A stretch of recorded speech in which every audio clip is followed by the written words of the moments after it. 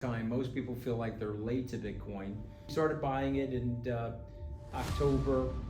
I think Michael Saylor started buying in August of that year. So we thought we were late, but we weren't that late. It seemed like that's still pretty early. But my biggest positions are in Bitcoin and Solana. Bitcoin's supremacy, if you will, is creeping up. The go-to asset for institutional investors. That's not to say that the other coins won't do well, but I think institutional dollars that are coming into the space, something like 80% of those dollars will end up in Bitcoin. Well, it won't be 10. They'll be too cautious for 10%. It should be 10, but it won't. But despite that, there's very heavy net buying of Bitcoin, particularly through the ETFs. So I do think it gets to 150 to 180,000 by year end. Hello guys, so we are now in London at BG Assets Conference, and here with you Anna Tutova, CEO of Coinstelegram, and our guest Anthony Scaramucci, founder of SkyBridge, alternative asset manager, which is quite active in crypto and Bitcoin investments currently, and one of the pioneers in crypto investments in the traditional world. And additionally, he has his podcast and YouTube channel, and as well covers quite a lot of politics currently. And he used to be a communications advisor for Trump back in 2017. And now you really criticize him. Very, very nice. Yeah, well, I just try to tell the truth. What would you like to talk about today? Really nice to be with you. Yeah, so can you tell first about your story? How did you discover crypto and Bitcoin first? You told that you started investing back in 2020, but I guess you heard first about Bitcoin much earlier. Yeah, I think, you know, I have one of those, I don't know too many people that say, wow, I got to Bitcoin at the right time. Most people feel like they're late to Bitcoin. And so I started making my first investments in October, November of 2020. But the first time I learned about Bitcoin, I was actually at an event that Peter Diamandis was hosting with Ray Kurzweil, who was the head of research at Google. They had this thing at the Ames Research Center in California called Singularity University, and they brought a gentleman by the name of Hal Finney to talk about digital assets, specifically Bitcoin. Oh, they were giving away to people Bitcoins, as I remember. Yeah, and so Hal was the recipient of one of the first Bitcoins to move out of a wallet. It moved from the Satoshi wallet to his wallet to prove the concept of transfer. And he gave a beautiful description of what Bitcoin is and what it could be. And of course, I had my eyes closed tight and my mind closed tight, and I was very negative on it. I was like, okay, this never going to amount to anything. It's just a mathematical spreadsheet that's fully distributed on the internet. And so it took me a while. It wasn't until 2017, after I got fired from the White House, returned to my job, that I realized that there was more to the technology. And Bitcoin was pretty sturdy. You know, it had gone up and down a lot, but it was rising again. And so I didn't make an investment, but I said three things. I said, if we can get to 100 million wallets, if I can find a place to store it that I feel safe with. If you remember, this was after the exchange blew up in Japan. Mt. Gox. Yeah, you know, Mt. Gox. And so I was like, all right, I got to figure this out. And so Fidelity became a safe haven. Coinbase institutional, I felt, was a safe haven. And then the third big thing was regulation in the United States. And so you may or may not remember this, but the IRS has deemed Bitcoin intangible property. And so the minute they did that, not to bore people with property law in the United States, but property is fairly sacrosanct in the United States. And so once the IRS said it was property, I knew they couldn't take it from me. And therefore it would eventually get fairly regulated. Even if there were Gary Genslers and Elizabeth Warrens in the world, you would get to the right answer in the United States for Bitcoin and other digital assets. So we started buying it in October. I think Michael Saylor started buying in August of that year. So, you know, turns out we thought we were late, but we weren't that late. It seemed like that's still pretty early. Did you know Michael Saylor at that time? I did. I knew Michael Saylor through a mutual friend, and I think he was very helpful to me and my partners. He had made his investment in Bitcoin in August. We had a long conversation with him in late September, and then by mid-October we were buying assets. And were you buying personally for you first or for SkyBridge? So I have bought some personally, but most of my money is in the funds. So I do have a trust for my children that I own Bitcoin in. I am the recipient through some of my hedge fund activity of Bitcoins in terms of a piece of our carry. So I own a lot of Bitcoin that way, but a lot of my money is invested in my own funds. And do you hold any Ethereum? Because from the stage you told that you are not really a big supporter of Ethereum, that you are more proponent of Solana, and currently you are working as well on your book, Solana Rise. Yeah, I've got a book on Solana coming out in December. I just put the manuscript over to the publisher, just explaining the technology, the speed of the technology, why we like the sturdiness of that platform and throughput on that platform. I'm not a negative or naysayer on Ethereum. There are people in my office that like Ethereum. Some people own Ethereum. I just don't own it, and so I don't really have a strong opinion of it one way or the other. Did you ever have it or no? Never had it. No. And why do you see the potential in Solana? Why are you bullish on it? Well, it's lower gas fees. I think the economic model associated with the foundation and the staking is an encouragement to get people into the game and to get them to develop on Solana. And I do think that as we start to tokenize real world assets, I think it will have a pretty large role in that. I think Avalanche, believe it or not, will also have a role in that. So what other companies you're invested in? I know Casper Labs, Vulcan Forge, Vulcan X. So can you tell more about your decision making I have for the large venture investments, and then I have like small venture investments. So those are some of those. I own Polkadot, a reasonable size stake in Avalanche. I like that management team a lot. I think they're doing a very good job. I still own my Algorand, although I think that's been a harder story, frankly, hasn't done well. But they've got great technology, so we'll have to see what happens with that. But my biggest positions are in Bitcoin and Solana. And so what other projects are you looking for? Did you invest into any tokenization platforms or tokenized projects? Yeah, nothing at this time, but we're always looking. And what trends do you currently see in the crypto and blockchain?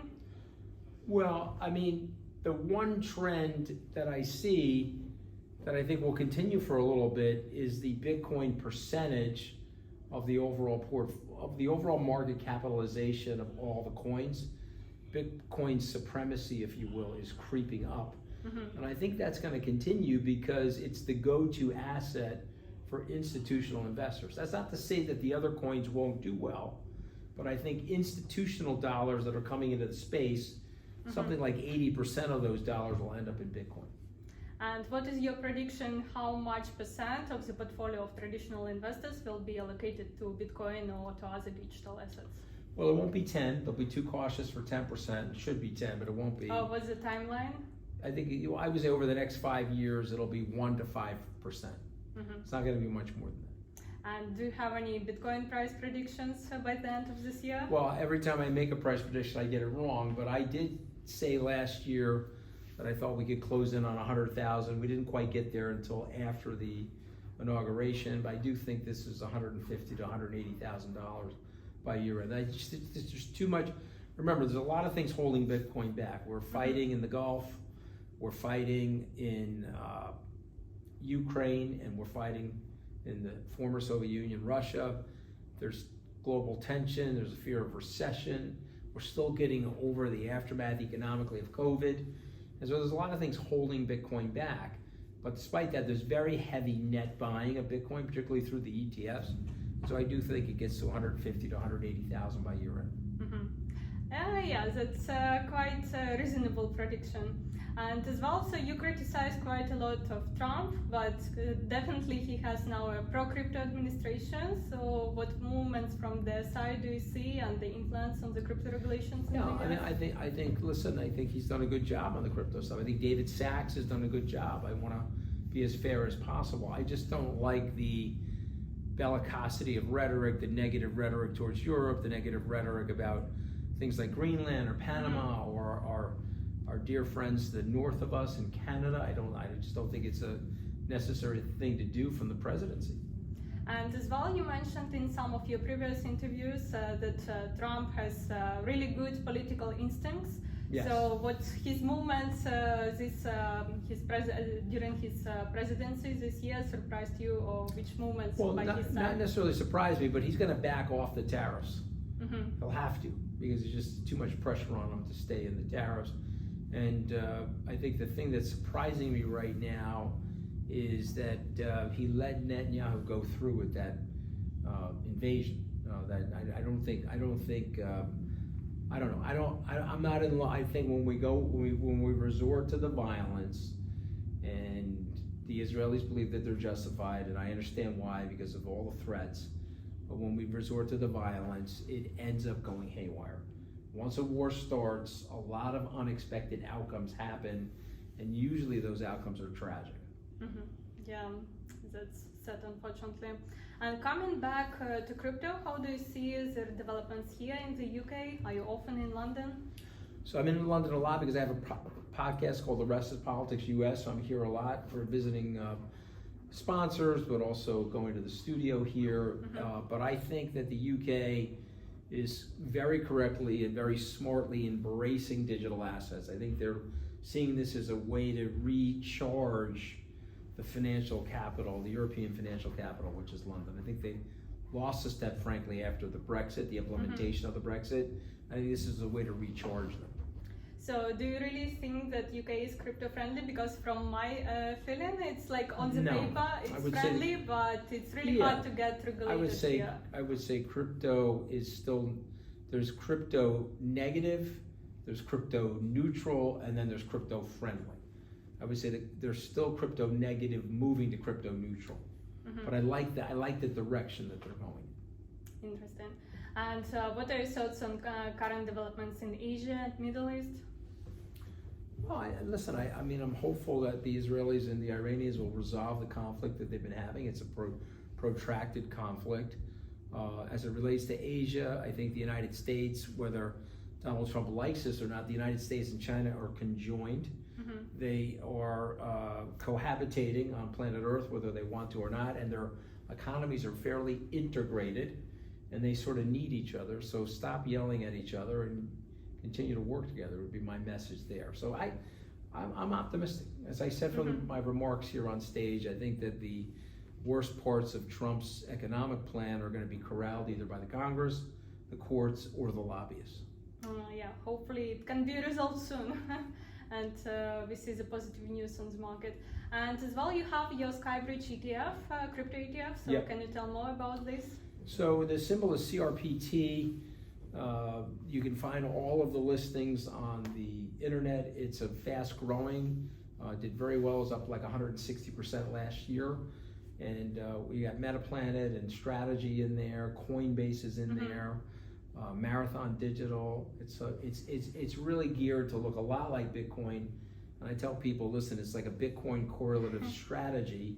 If you're not comfortable owning Bitcoin, or you can't get your clients to own Bitcoin at a wirehouse, you can buy this as a Bitcoin proxy. And what mood do you see by the institutional investors, and how much they're keen in investing into Bitcoin, Ethereum ETFs, or as well into other companies like your ETF holding a basket of other crypto-related stocks? It's early for institutional investors, but they are coming. So what's needed for them to come really? And I think these pieces of legislation that are getting passed in the U.S., which I predict both pieces will pass before the August recess, I think that will be the big milestone. But this is just like stablecoin regulation. Yeah, but it's also market structure regulation. There's going to be some guidance about where different tokens are going to be regulated. Some will go to the CFTC, some will go to the SEC. And I think as we crystallize that, it makes it more comforting to an institutional investor to buy and hold the asset. And as well, you mentioned that 70% of your portfolio is in Bitcoin. What other 30% do hold gold, or like what? Well, I own a lot of hedge funds. I own a lot of the S&P 500 and some stocks and some real estate. And as for SkyBridge, what's the portfolio allocation? About 40%. And as well, what the next developments do you see for the crypto industry? Well, I think the tokenization is happening. I think my prediction is going to happen faster than the naysayers say. And do you really see the demand for tokenization? Because, like technologically we can tokenize anything, but if there is no demand currently for these assets, why there will be demand in tokenized form? Well, again, I think there'll be demand for tokenized stocks and bonds because people have been trading them for hundreds of years. And I think if you can tokenize something and make the settlement less costly, and you make the transaction much faster. So if you tell me I can get the trading done at a cheaper cost to me and it settles faster into my account, generally those things get adopted. Once this legislation passes, I think you'll see the pathway to that. Okay, let's see. And as well, in one of your interviews, I read that if you were not in financial industry, you would be in the entertainment industry. So what would you do? Yeah. What would I do in the entertainment industry? Yeah. I don't know. I'm nice and short, like all these other actors. Okay, Tom Cruise, me, and Al Pacino are the same height. I would probably want to act. So you're some kind of already doing some stuff with the entertainment, with your podcast, with books and etc. Exactly. Okay, thank you for interesting interview.